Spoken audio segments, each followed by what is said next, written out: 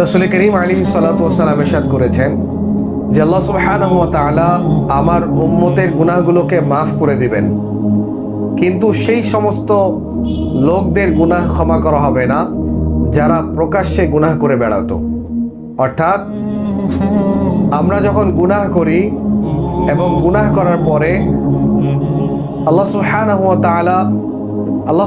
ওয়া তাআলার কাছে আমরা তওবা করলে আল্লাহ তাআলা আমাদেরকে ক্ষমা করে দিতে পারেন। কিন্তু যখনই আপনার দ্বারা কোনো গুনাহ সংগঠিত হয় আর আপনি এক একজনকে বলে বেড়ান যে আমি অমুক রাতে এই কাজটি করেছি, অমুক গুনাহটি করেছি, এই সমস্ত গুনাহগুলোকে আল্লাহ তাআলা ক্ষমা করবেন না। কারণ আপনি যখন গুনাহ করেছিলেন আল্লাহ তাআলা আপনার গুনাহের উপর পর্দা দিয়ে দিয়েছিলেন, আপনি জানতেন এবং আপনার রব জানতো, কিন্তু এখন আপনি মানুষকে বলে বেরিয়েছেন। এজন্য আল্লাহ সুবহানাহু ওয়া তাআলা এই সমস্ত গুনাহগুলোকে ক্ষমা